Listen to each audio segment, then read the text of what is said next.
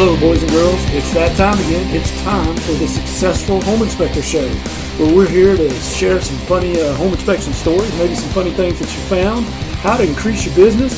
We're going to hear some success stories, maybe some stories that weren't so successful. Maybe we can learn from it.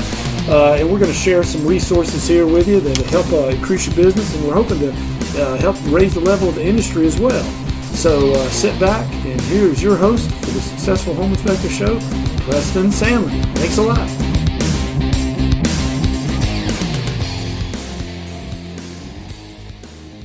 Are you struggling to make your home inspection business grow? Well, have I got the answer for you. HomeInspectionFlyers.com. At HomeInspectionFlyers.com, you get 5 flyers a month. There are 3 sales flyers and 2 recipe flyers. And you can customize them to exactly what you want.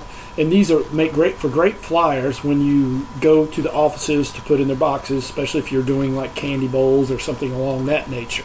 Like I said, it's 5 flyers a month for $29.99, and they're very creative, and you just put in your information. They come as a publisher file, and you just put in your information, and then you send them off to get printed. You can send them off online, and you can get color copies for less than 10 cents a copy. It's a great way to go. I went from being a 1-man home inspection firm to a 7-man home inspection firm on this one strategy alone. So try it today. HomeInspectionFlyers.com. Thanks. Hello out there, home inspectors. This is Preston Sandlin with the Successful Home Inspector Show. And part of what we wanted to do was not only interview home inspectors and realtors and vendors, but the different trades that we will be involved in. And I have a really special guest for you today, Bryan Hammonds. He has been a plumber for 14 years. He also does some business coaching, and we connected on Facebook. He has a page called Plumbing Hacks, and or a group actually, and I'll let him tell you more about that. He's in Tampa, Florida, and from what I understand, hacks in the plumbing world is not a good thing. So anyway, Bryan, tell us a little bit about yourself. All right. Yeah, like you said, I'm a 14-year service plumber. Been between here and Philadelphia. Right. Pretty much, I'm choking. That's all right. No, don't worry about it. So tell us a little bit about your page and what all you guys do on your Plumbing Hacks page. Basically, our Plumbing Hacks page, we got about 3,100 members right now that are all based in the plumbing industry. Not necessarily just plumbers, parts guys, industry techs, vendors, things like that. And basically what we do is we're trying to bring awareness to the trade and trying to get rid of these hacks and unlicensed guys that are really, really hurting us as an industry as a whole. Right. No, you and I, your people and my people have the same goal because we see a lot of that stuff. Well, and like you were telling me, plumbing hacks, I know there's things like life hacks and things like that. My daughters always have this stuff on Instagram. Those are like shortcuts, but hack in the plumbing world is not good, and I think it's kind of like what we call a handyman special. So I was wondering if you could tell us, and if you can, join the page. You wouldn't believe some of the pictures their group, the pictures they have. Tell us of your all-time top 5 plumbing hacks or handyman plumbing repairs. One I can think of that I actually just looked at a couple of days ago, had a customer complaining that they had no hot water. Go in and look at they had just had a tankless water heater installed by a reputable plumber on the side. We basically went in there, had 11 different types of fittings on one water line going to it. The gas line was 2 sizes too small, and it was actually a washing machine hose. They had natural gas running through. That's the one we just seen. I mean, basically everything about it was unsafe. The flue wasn't even connected. I mean, it was a nightmare. And this was a reputable. This was a reputable plumber. Wow. Yeah, he works for one of the bigger companies around the area, but like I said, it's one of the things we specialize on our page as well. We don't say any names. We're not trying to shame anybody. We just want to let people know that they're, the work that's being done by some of these handymen and stuff that aren't licensed is a big no-no. One of the biggest jobs that plumbers have is protecting the health of the nation. And, when you let guys that don't know what they're doing, that don't have the licensing, the schooling, and the credentials touch your plumbing, you're just asking for trouble. Absolutely. Well, and, Bryan, I do a lot of classes on home inspection and things like that. And when they study, what, like insurance, like the number 1 and 2 causes of damage to houses, it's termites and water damage, 1 and 2. Yep. So and washing machine hoses are actually the number 1 flood causing out of everything in a house. Your actual washing machine hoses are the number 1 water issue. Oh wow! How often should they be replaced? It depends. Nowadays, I say check them at least once a year. Some of them have 5-year warranties on them. And one of the other things I tell people too is if you have rubber hoses in a washing machine that's inside the living portion of the house, like if you have a laundry room that's attached to the house, it's not in the garage, always make sure you have a stainless steel braided quality hose on there. Most of them have lifetime warranties too. So. Okay. Now, is there anything else that causes them to flood? Do they get crimped, or is that sometimes a problem, or are damaged?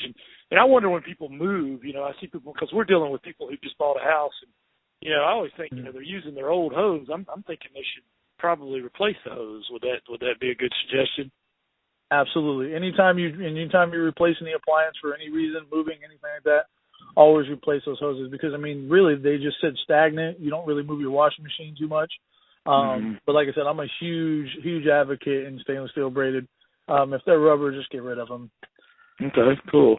Now, you said that that's one of the top reasons that houses flood and whatnot. Can you think of another one? And I know we're getting a little off script here. I apologize. No. But it's just making me think of it.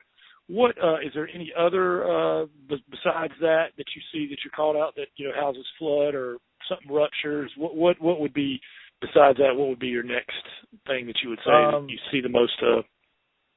A lot of rodent damage. Wow. Yeah, you definitely, especially if if it's like in Florida here, most of our houses are slab on grade. We don't have basements or anything like that. Some crawl spaces, but especially in our area, it's about 80% slab on grade. So what you'll see a lot of times when the houses have been repiped and there's water coming through ceilings and whatnot, it's usually either extreme heat or 95% of the time it has something to do with rodents getting in the house. Wow. Do they like gnaw on some of the pipe work or some of the more specific? What do the rodents do? What are they doing that's causing it? Yeah, they're mostly chewing on. When you do your what you'll see a lot of times is when somebody does a repipe, code says you're supposed to strap it up to the beams higher above the actual ground level so that if rodents do crawl in there, they can't get to the actual water system. So what will happen a lot of times is you'll see where an unlicensed guy went in and did the work, and they'll just lay it across the floor of the attic, and rodents sense that, because they sense any water that's moving. They'll come right up. Okay, this is water. Start chewing through it, and next thing you know, it's springing a leak. They're going to drink, and what starts as a dribble turns into it winds up blowing out at some point, and next thing you know, you have $20,000, $30,000, $100,000 in damage. Wow. Hey, Bryan, while we're on that, and you're talking about supporting, and again, I'm getting off script there, but it kind of makes me think about some other stuff. As home inspectors, we're checking out the pipe, and there's, I guess if you go back in the history, way back, they used lead pipe. Thank goodness that's all.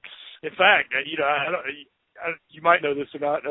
They think that's, back in the Roman times, they used to drink wine out of these lead goblets, and they obviously didn't know that it was messing up their brain.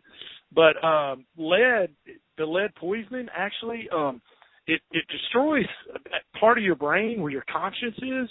And they think that some of those Roman emperors, the ones that would just kill people for no reason. I know that's kind of conspiracy, whatever. And, maybe I have some relatives that have been drinking out of lead goblets, but that's another story. But then obviously, they've gone to galvanized, and and you correct me if I'm wrong. I'm sort of saying what I've seen, but you may have seen something different. Well, you probably know. And then the galvanized, I'm thinking that's pre-World War II.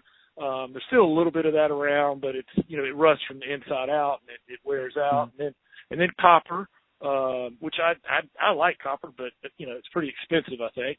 So then they went to polybutylene, and in our area, I'm in North Carolina. It seems like there were two problems with polybutylene. The first problem was the fittings. They were using, I think, the elbows were polybutylene, and the elbows and the T's and the fittings were aluminum, and those things would just blow out. All the time, yep. Yeah, and then insurance companies were like, whoa, we're not paying for that. And then it seems like the second generation, what we'll do is just kind of tell you what I've seen as a home inspector, and then come back, if you would, and plug in the holes, or, that's kind of a play on words there. But I didn't mean for that to happen, But then, so then they went to the second generation. In my mind, is the copper elbows and T's, and the copper fittings, which I think was better. But there were other problems, I think, with the chlorine water that we have, because the city water is chlorinated, and it makes it brittle. And I also understand, and maybe you can speak to this when I shut up, if I keep going. But also it's like, if it's not supported properly, or if it's left out. I understand also that if it's like left out in the sun too long, when it's being installed or something, that can compromise the integrity. But from there, we've gone into PEX, and we'll talk about PEX in a minute. But what did I miss? What else is important to know about the history or whatever? What did I leave out there? Well, you're exactly right. There was a huge lawsuit on Quest type fittings, and that was their PEX. And that's you hit it right on the head. The biggest thing was it wasn't the pipe that was doing the failure; it was the actual fittings. They just couldn't handle the way we process our water, especially in municipalities. The reason they put the chlorine in there is to make sure on all these older systems that you have some sort of protection. Which the city does a great job of that. But you really don't want to be drinking chlorine. So I always recommend people putting filtration systems in. Plus, it also helps your plumbing system last a lot longer. Let the city worry about their stuff, but you have to worry about the stuff inside your house. So water treatment's huge. Correct. Carbon systems, granular activated carbon is the number one thing to help drastically reduce chlorine. You really can't say it takes it out completely. But yeah, that's where I'd go with that. But yeah, as you had, like you said, you had lead, and you had galv, polybutylene, PVC. They were doing in the houses for a few years. Copper. Sorry. Yeah, and then CPVC, which is chlorinated polyvinyl chloride. And then, like you said, then they went to PEX. And I think PEX is going to be around for a while. It's been around. They've been using it in Europe since about the 60s, late 60s, early 70s. Okay. And like I said, unfortunately, with the rising cost of any of our elements, that's copper's just, with all these other designs out there, we're just pricing ourselves out of the market to be able to do copper. But absolutely, copper is the number one material. If I had it my way, I would definitely still be recommending copper repipes with the proper water treatment, of course. Sure. No, good stuff, Bryan. And I want to sort of back up on some of the things you said. I don't know if you guys have this in Florida as much, but we got a big problem here with copper thieves. If a house is vacant, they will, and I have gone out to inspect houses.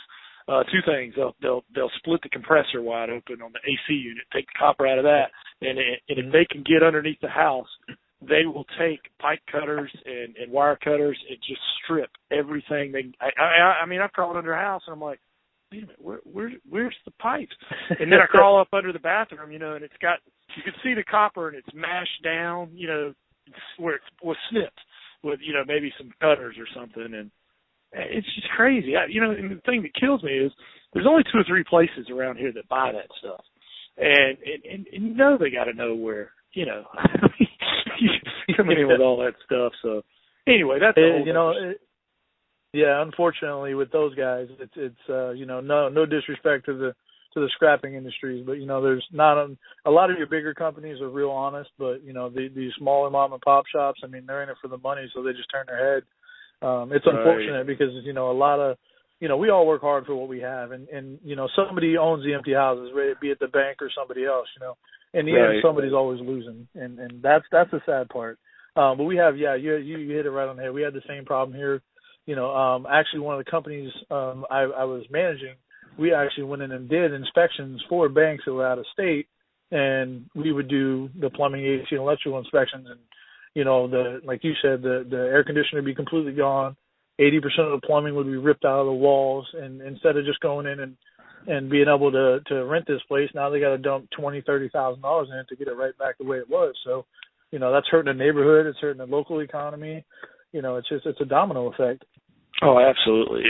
It makes me sick. And the thing about the air conditioner too, I mean, and I know we're getting off topic here, and I apologize, but you just split, a $3,000 system for $150 worth of copper. I mean, anyway. But I wanted to back up on the one thing you said, and this may be a good time to talk about it. You were talking about PEX, which I think PEX is polyethylene. Is that what I'm correct on that? I think. Yeah, polyethylene cross-linked. Okay. And in your opinion, you think it's a good product.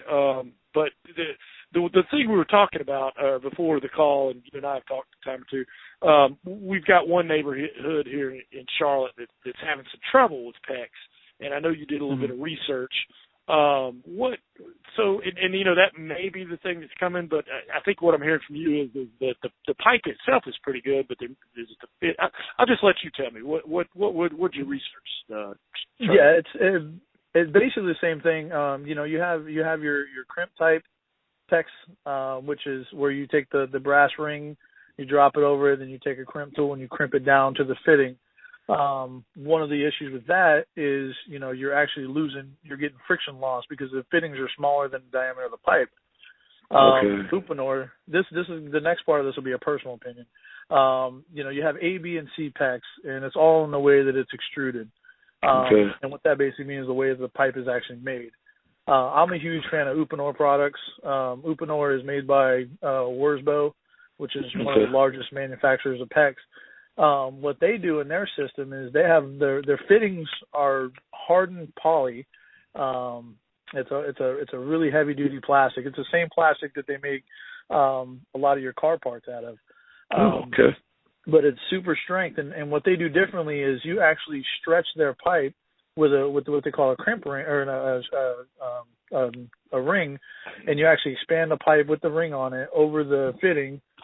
Push it together, and then it actually naturally grabs onto the fitting, and there's no actual diameter change in the piping itself on the inside diameter. So it's free flowing. It's got a 25-year warranty right from the manufacturer, and like I said, that's what I use personally. I think it's a way better product than CPVC or a lot of the other products that have came out. But it's a Type A extrusion, and it's the only pipe that you can actually, if you kink it, you can actually heat it up to where it turns clear, and it'll actually mend itself right back the way it was originally. And it's the strongest part of the pipe itself. But yeah, they've been doing it. Uponor actually has the same piece of PEX on 140-degree recirc pump since 1970. It's never been shut down. It's constantly recirculating 140-degree water through the system, and it's been sitting on there since the 70s with no issues to the pipe whatsoever. So and like I said, me personally, I just went to doing PEX repipes about a year ago, and I mean, I was anti. It took the Uponor rep to give me the tool and let me do a repipe to see what the system was like to even say, hey, I'll do these. Right. So I did a lot of research on it, and like I said, by far, it's the easiest to install. It's not the prettiest, but it's really all about whoever the installer themselves does it. And believe it or not, most of your failures on your PEX systems are installer errors. Really? Okay. Yeah. Let me ask you this: what if a home inspector was inspecting a PEX pipe system? What should some of the things they should be looking for or possible installer errors? And one thing I want to ask you is how often should there be like a support for it? Well, depending on the manufacturer's specs, and actually local code has a lot to do with that. They say between 36 and 48 inches, but like I said, it just depends on what actual type of piping system you're looking at and what brand it is. Okay. But yeah, the more support, the better. Me, myself, I strap it every 24 inches. It's a little bit more money in straps, but number one, it looks better. And number two, it's a lot more functional. You don't have droops. And it just all the way around, it's more aesthetically pleasing. Right. No, good stuff. All right, Bryan, we'll switch gears here just a second. What are the top one or two plumbing repairs you guys get called out on? Actually, I can give you the list. Really, our number one is actually water heater repairs or replacements. Okay. Number two, stoppages. Number three is water leaks. Number four would be toilet repairs, and number five would be actual water treatment issues. People are saying that their water tastes like crap, and they want to try to get some sort of system in there to help take care of that. That brings me to another question I want to ask, and I meant to ask this before when you said you said earlier you recommend a filtration system would make your system last longer. What for the money? Let's say obviously I'm sure the more expensive the better, but what for the money? What would be the best buy on a filtration system? What would you recommend? It depends on what your application is. If you're talking city water, they just have a chlorine taste that they want to get rid of. At the fridge, Everpure makes a great system for that. It's a point of use filter. If you want to go whole house, you'd be looking at a granular activated carbon system. There's a few different brands. They're anywhere from the $200 to $1,000 range, depending on what you're trying to do. But granular activated carbon is the best as far as taste and odor.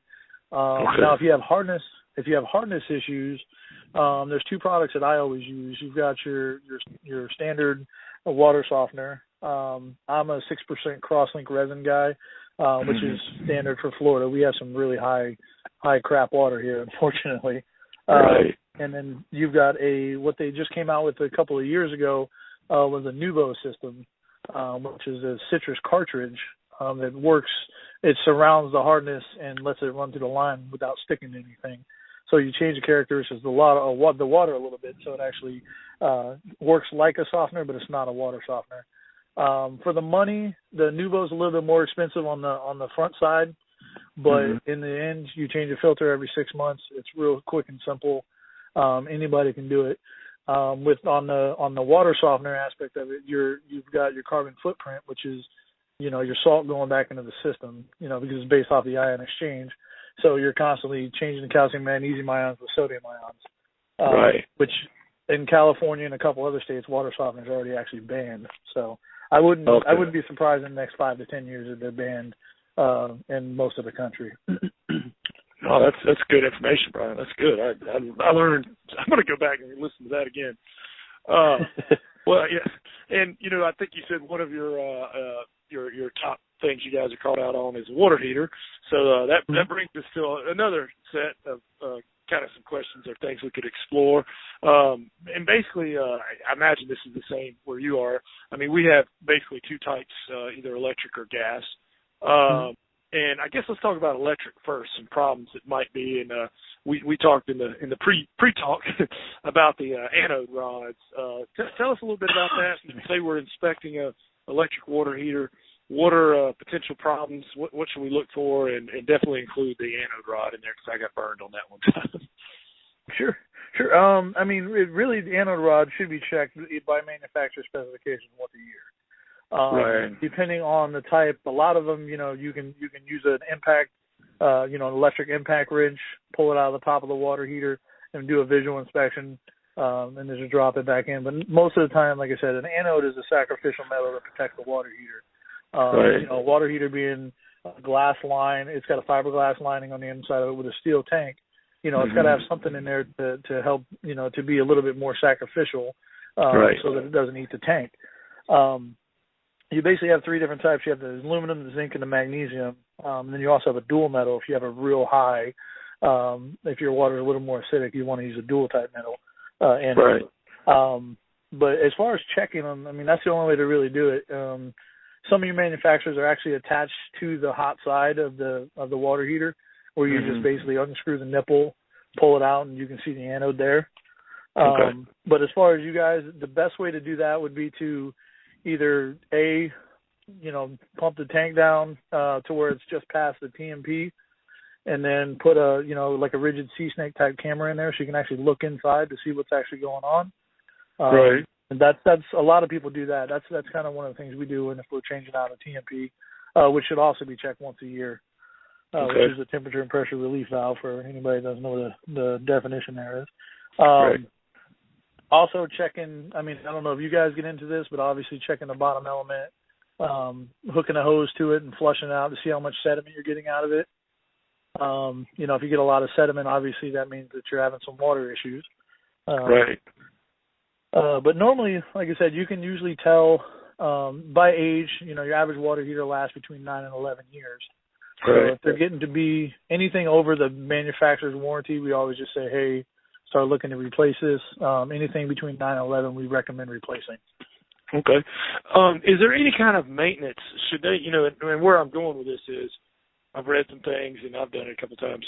Should you flush out, hook a hose up to your, to flush out sediments every so often? Does that for every 6 months?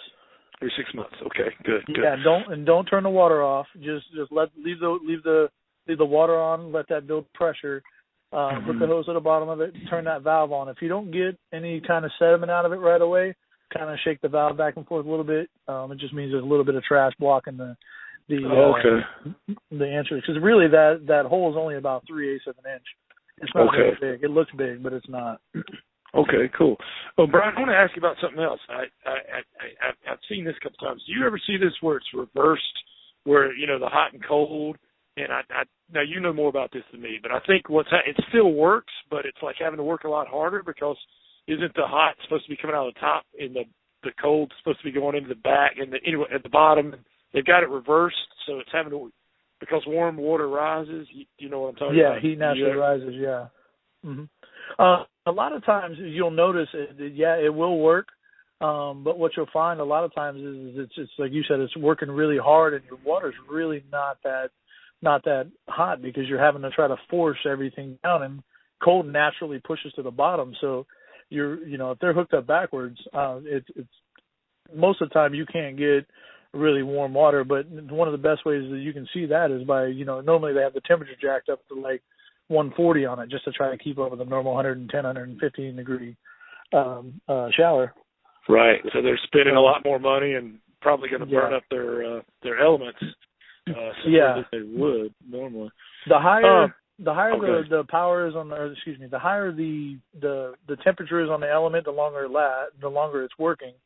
And if it's a single loop element, every time that thing, it's superheating the water right there, so you're getting more sediment in the system by letting it run longer than if you leave it at your 125 to 130 degree mark. Right. But yeah, you have a dip tube in there that's pushing the cold water all the way to the bottom of the tank, so it's having to fight that much harder if it's reversed. Right. Yeah, I found that a couple of times, and I'm like, wow, you guys' electric bill been kind of high, but they've been living there so long, they don't have something to compare it to. And I'm like, trust me, it's higher than it should be. Yeah, absolutely.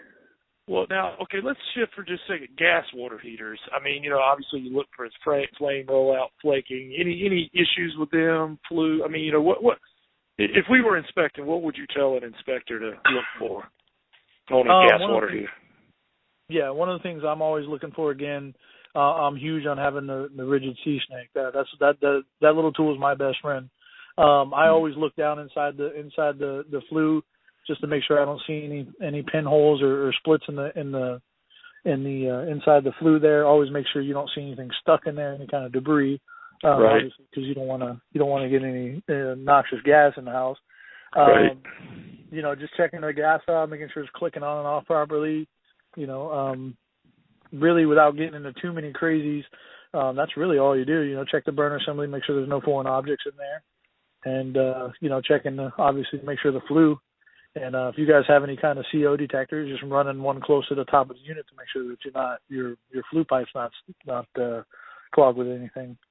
Backdrafted or exactly. Yeah, you're kind of backdraft. Cool. Well, I have two more questions about water heaters.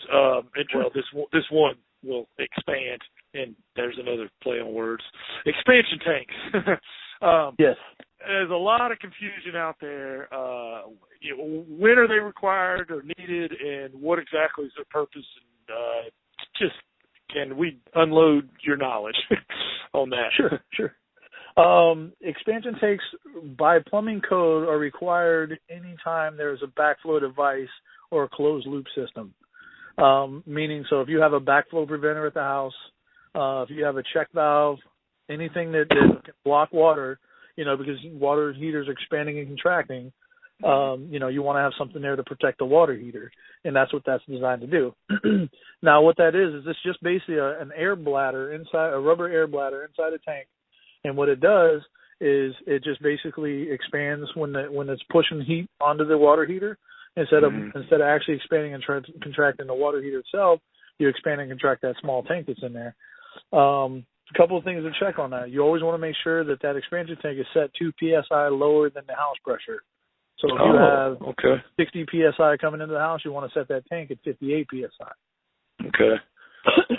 And then also, when you guys do your inspections, just push on the top Schrader valve there and make sure there's no water. If you get any water out of that thing, then you know it's time to replace the tank. Another little trick is flicking it. You'll hear it sound really hollow when the bladder's good or when the pressure's okay. And then if it sounds real thuddy, then you know it's definitely something you want to take a look at.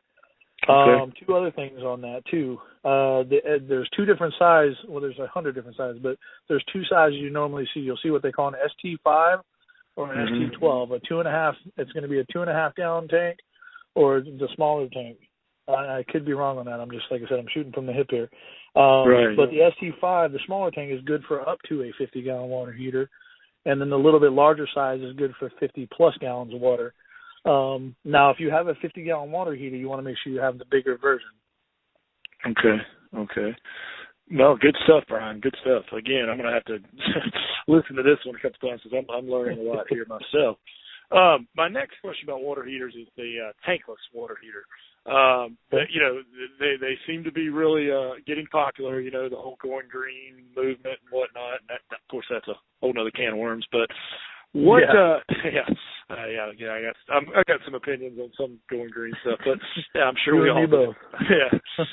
I know when you have to have mechanical ventilation to never mind.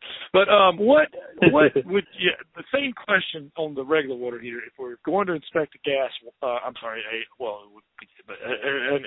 tankless water heater, what I've seen something where obviously leaking. That wasn't too hard to figure out something's wrong with it. But what should we look for on a tankless water heater? Depending on your if you're tankless, if you're gas or electric. Electric, obviously, you just want to check around the connections where it goes into the actual elements. Right. You always want to make sure that they're firing properly. You can listen to them clicking when you're turning the water on and off. If you guys are pulling the panels off to check the wiring and everything on the inside to make sure they're okay, just make sure that all the seals look good. There's nothing that looks like it's leaking. For the most part, those pretty much take care of themselves. They either work or they don't. Right. And then on the tankless, most of those are so efficient and so computer controlled that if there's any kind of issues or whatnot, they're going to know right away. There's a couple little things you can do. There's a couple of screens that you can check to make sure they're clean, and if they do have a lot of debris, you just recommend that they be serviced. Which the manufacturers recommend that they be at least a vinegar solution ran through them once a year as a maintenance. Which that's why you have your service ports on the kits now when they do the installs. But for the most part, those are all pretty much, the computer controlled gas ones are like, hey, there's a problem here. And like I said, the electrical ones they either work or they don't. There's really no maintenance on a lot of those. Some of them, like I said, they have the screens just like the gas type, but that's pretty much it. Again, when you're running a tankless electric, especially in the northern states, I mean, they're really not worth a kahootie if you ask me. Tell us what you really mean, bro. Yeah. But as far as tankless gas, I mean, that's my best friend. I love those. You know, a lot of your gas companies are offering rebates for them. Right. Plus, you know, they every once in a while you'll see them roll out with a tax credit as well on them. Sure. No, good stuff. Well, Bryan, you were talking about maintenance and hacks. It made me think of two other things. Speaking of hacks, I've heard this, and I just want to kind of get your opinion on it. Garbage disposal and also dishwasher. Maintenance, cleaning, that sort of thing. I've heard you could use. Let's start with the dishwasher. Like you're getting some buildup. It's not cleaning as good as it used to. And I don't know. You may laugh at me here, but I've heard you could put Tang. I know. Speaking of hacks, what's your thought on that, or do you have any idea? I mean, what would you recommend? The sad part is I've actually tried that myself because I wanted to see if it worked. Right. It did a good job.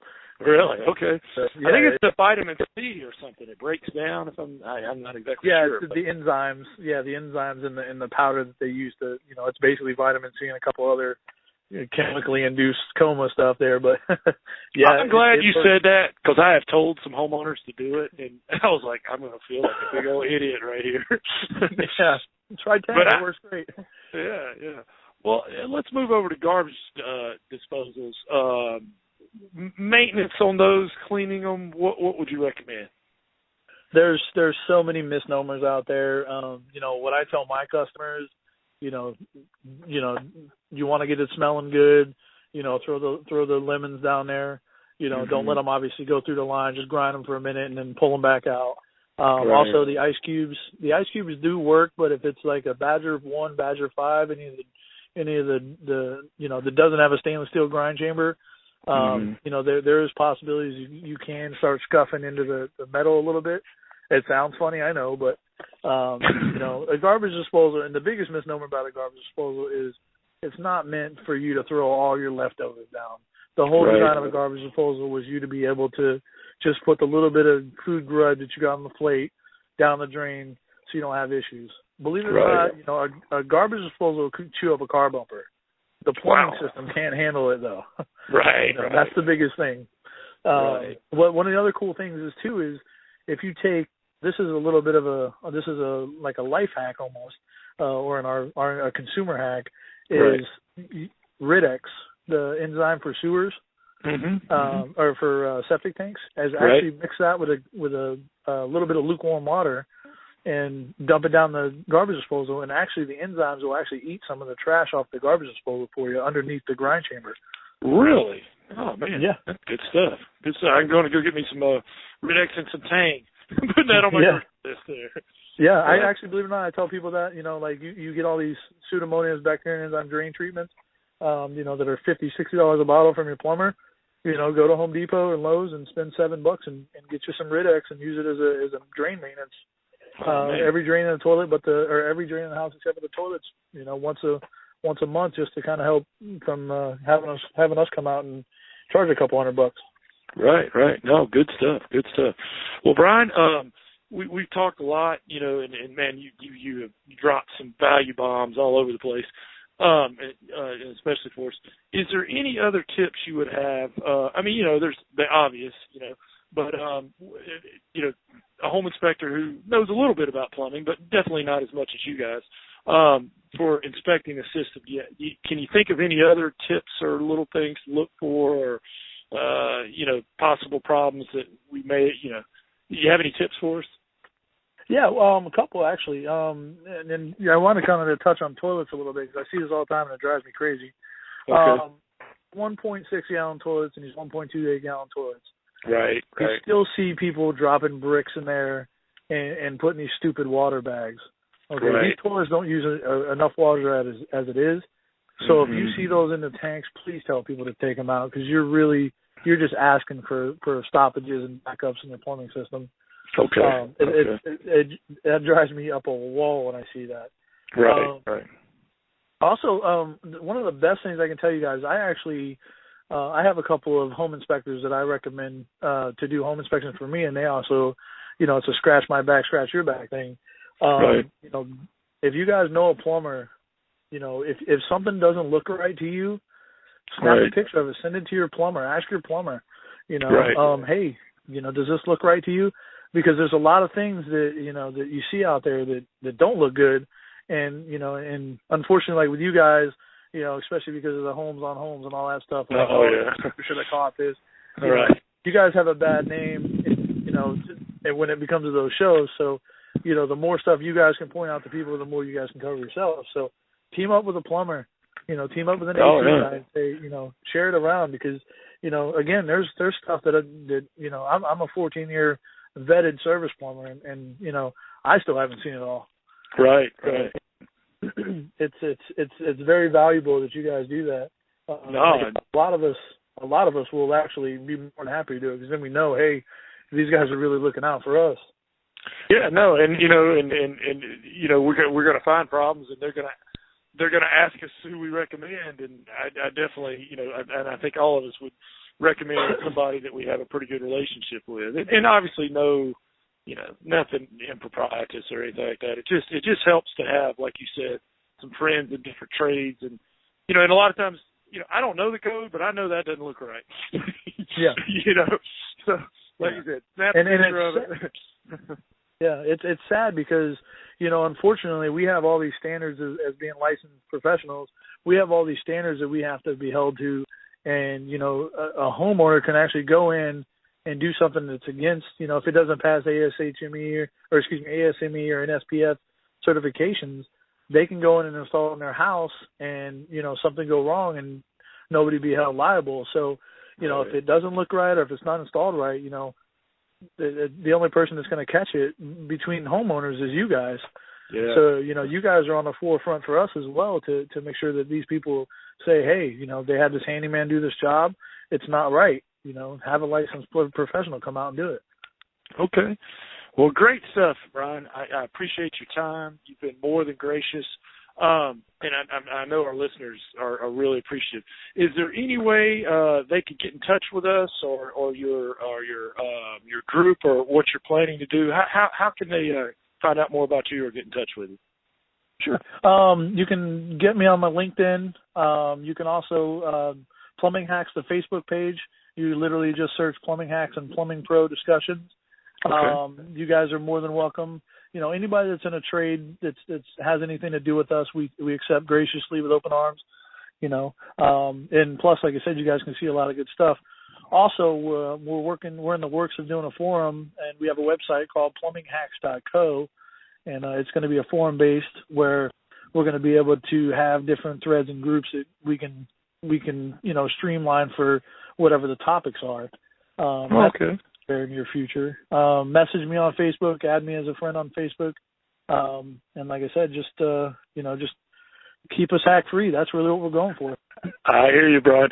Well, and I'll have some of this stuff on the show notes as well. Some links and how to get in touch with you. But I guess that'll do it. And thank you so much, Bryan. We really appreciate it. Yeah, no problem. I really appreciate it too. Thank you so much for your time. You too. Thanks.